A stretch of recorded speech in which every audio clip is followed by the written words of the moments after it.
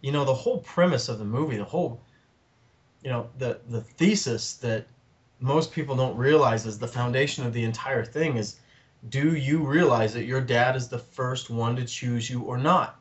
And from that, if he doesn't, we spend the rest of our lives trying to get those questions answered that he didn't answer. And that's Yeah. the first line in the movie Yep. is, you know, have you ever considered that? And so really it's just that. And when you study it and you look at when you look at it from that perspective, dude, that's the sliver that has festered into everything that we're dealing with. Not everything, but a majority of the things we're dealing with today. The archetypal father figure ends up translating, lack of archetypal father figure ends up translating into all this other stuff that we see culturally for us. Oh yeah. Well, And yeah, you look at the overwhelming materialism that we have in our country. The reliance on commercialism to determine who they are. You hmm know, I swear, if you took malls out of this city, I don't know if people know what the hell to do. I really don't. And the whole process and the whole dynamic of relationships is gone, man. yeah, And a lot of that's just because we're just all walking around confused, trying to put emotional band-aids on each other somehow. yes, emotional band-aids on top of festering wounds. Yeah, exactly. And And then that's the thing is, I mean, you're trying to put a band-aid on, you know, your guts are falling out, and you're trying to put a band-aid on it. You got to be kidding me. You know, that's where I think the real problem is that people just don't understand how gaping this wound is, and you know, you can't, you know, you have a lot more to deal with than what you like. A lot of guys, you know, there's a lot more to deal with than what you think, and going out and getting laid one night is not going to fix it for you. It yeah, just makes it worse, actually. yeah, So, and you're just hurting the girl as well. So, you know, what's the saying? Hurt people hurt people. A lot of that comes from the whole father wound issue. right. Yeah. I definitely agree with you and go along with that. And one of the sayings that I don't know that you used it in the movie, but one of the sayings that kind of goes around is this old African proverb: "If we don't initiate the boys, they'll burn the village down just to feel the heat." Mm. Oh, I like that. Yeah. Well, we talked about initiation in the film. I didn't Yeah, hear that, but that's really powerful. And very true. Very, very true. Um, you know, there's oh, dude. Are you married? I am. Okay, well, don't ever be single again. Thank you. Tell you that. Um, you know, we're sitting here talking about this stuff because this is part of our life, but if you go out into the single world or, you know, you try to have a conversation with a woman or another guy for that matter in this area, and you start talking about things like nobility and initiative and man, you know, those kinds of things, initiation, no idea. No idea. And Yeah, so initiation is lost. And I try to, that's the thing about this topic in this movie is that there's so much. And to try to, you know, get it down into 90 minutes it was difficult. But that's what I kind of tried to talk about with the whole initiation thing is yeah, we got to bring guys. And you know what? I don't think you can't do it unless someone else invites you into it. yeah. But you know, I look at guys now that are our age and older, and even they, if they've not been invited into it, they don't know how to do it. And you know, hopefully at some point the film really catches on and people see it as an invitation. You know, Yep. especially for the guys, we're inviting you into this fraternity of men. The spectrum. spectrum. And you know, in my life, and you know, you have to be very careful in the secular world how you show these kinds of things. But you know, that's why I think like the whole, you know, the faith aspect of that is so important because I mean Jesus is like that's the example that we're kind of trying to get to is selfless this selfless maturity, but yet there's not that weakness. You can be selfless but still be a warrior. hmm And I think a lot of guys are unaware of that. But when they're invited by someone who they can connect to that has that, that's when real change can happen. And ironically, I think that's one of the most powerful parts of having Hetfield involved. Is Hmm. that here is this, someone wrote a review about it the other day and called him Leonine, this Leonine Hetfield, which is a fantastic description. Great descriptor, And yes. and you think of the band and this crushing machine that really just has rolled over anything and everything that's gotten in its way. But he's saying, it's okay to be a father and to stick up for your family and to do these things. And I think the movie affected him much more than he expected it to, and it's helped him step into that role. But what a powerful tool to reaching so many millions of people Yeah, once we get that opportunity. So yeah, yeah, absolutely. Uh, there's huge amounts of strength and huge amounts of power in the ability to allow oneself to be vulnerable. oh yeah, yeah, And that, like, for fathers, for that ideal father figure, it's like, so that the boy or the young girl is actually seeing the person, seeing the heart of the person, mm, seeing the emotionality that fathers express, seeing the joy, seeing the gratitude, seeing all of that stuff, rather than the persona or the mask of yeah, the dad. yep. And Rohr, Father Rohr is also Yeah. he mentioned this in Wild Man to Wise Man, and then Eldredge kind of reaffirms it that a lot of times it's interesting too because it needs to come from someone other than the father. Yes. And I think that's a conversation that I had with James is not to be surprised by that sometimes it's got to come from someone else. Um, and Sure. there's beauty in that because that kind of introduces the child to, especially the boy, to that fraternity. It's like Yep. it's not just your dad, it's me too, and yeah. And so that's also another interesting aspect that I hope catches on. So Yeah, and there the in traditional cultures, the initiations, it was the grandfathers and the uncles yep, who came and stormed into the house, and of course the women were all in on the joke, and they knew exactly what was happening, and they raised a big stink and said, "No, no, don't take my son, don't take my son, don't kill my son." And the grandfathers and uncles dragged the boys out yep, for their initiation, and that's still happening in some parts of the world, but we've lost that thread. yeah. Do that here and see what happens. Yeah, right. Here we have to rely on, and here we have to rely on men to voluntarily step in, and this is where I think what you're speaking to, in absent with Father Rohr and with the Wildman program, is this idea that men have to voluntarily, we have to become willing to submit on some level, and we have to become willing to accept the invitation when it's put out there, because we can no longer, like, culture has changed. We can't go storming into the house. Right. So now it becomes a choice for adult men to do this kind of work, and then the ManKind project is connected to an organization called Boys to Men that does an initiation experience for boys 14 to 17.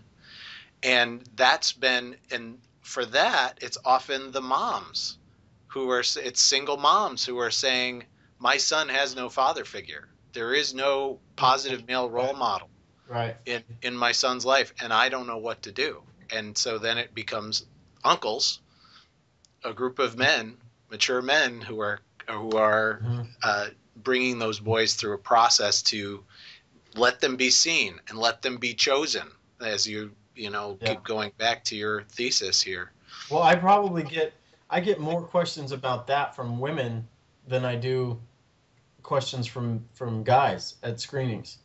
I Yeah, get more questions from women and how to handle the fact that their children's father is out of the picture yeah, than I do about guys asking about stepping up or those kinds of things. Women, I think the call to action in the film is really for men. However, I think the film affects women more.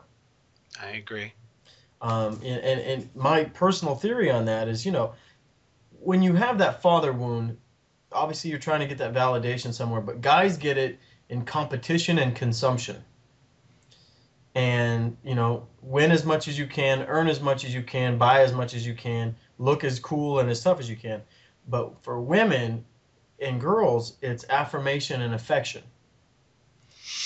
And they seek that obviously in men, in sexual relationships, emotional relationships, those kinds of things.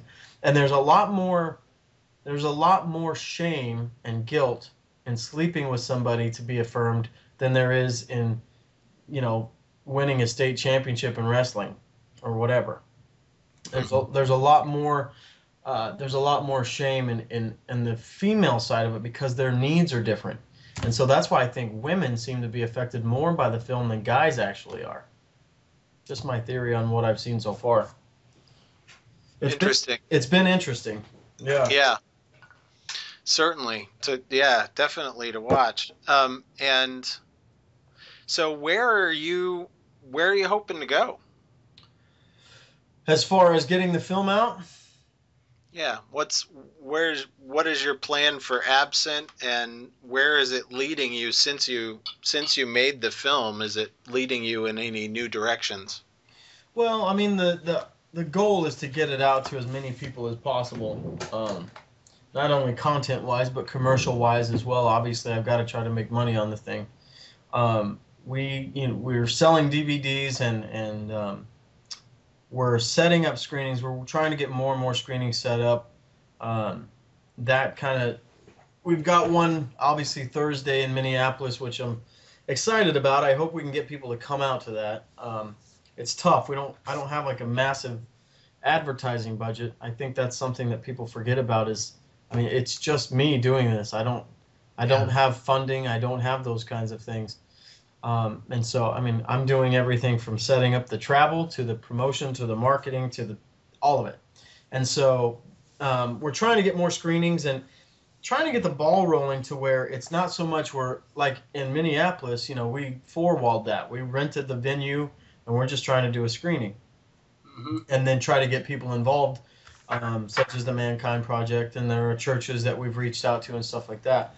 But then in January, we have 2 screenings in Ohio, and both are being sponsored by churches to where they're bringing us up, screening the film, and trying to use that as a catalyst to get programs going in their respective communities. We really want to try to get more of that going, where we're going to churches, we're getting the message out, basically giving those churches or whatever the organization is a pitch to hit in their community. We're setting it up so that they can take over.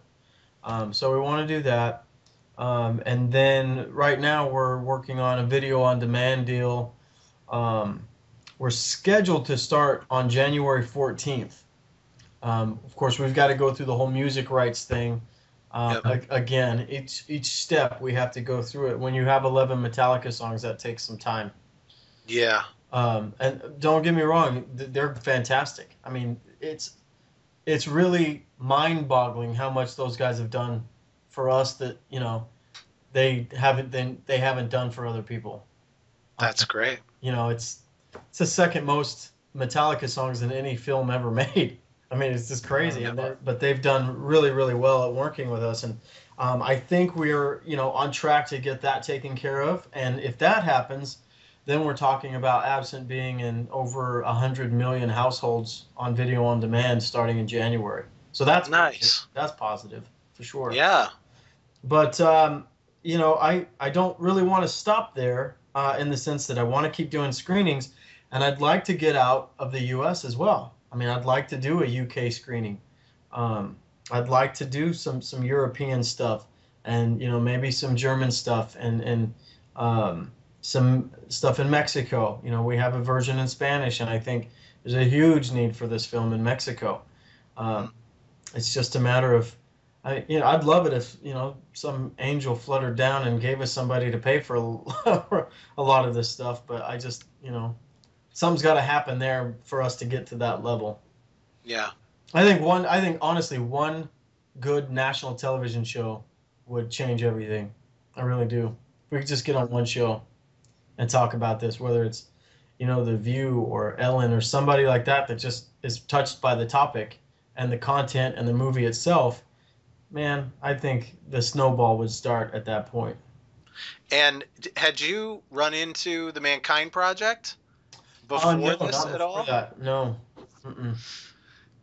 It's an interesting thing. So, you know, there's there's kind of divide, I think, between what's been seen as Christian men's work and what's ManKind Project would be classed as we're a secular organization. Right. And, I sit in my men's group.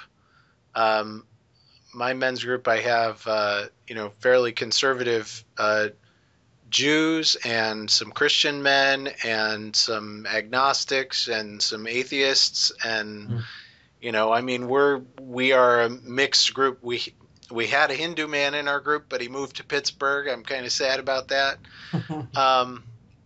And in our broader circles, we cover the gamut with men of faith and men of no faith, or whatever faith.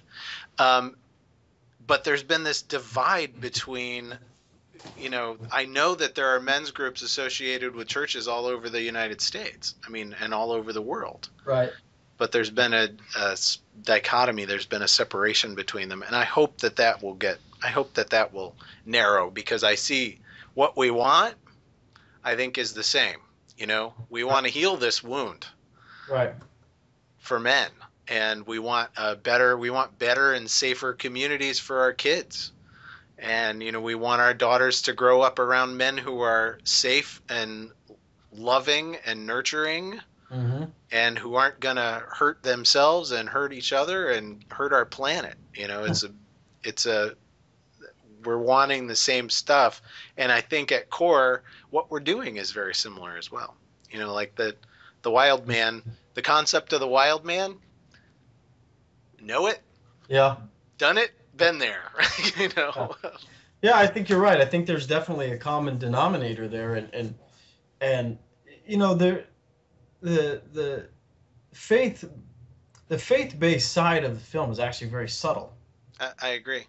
It's there, but it's very subtle, and the reason for that is that you don't want to shut the door on people who aren't of faith, because number one, that gives them a reason to continue to believe that people of faith are elitists that cut out everybody else. We don't want that. We want that blending to happen and to realize that there is a common thread there.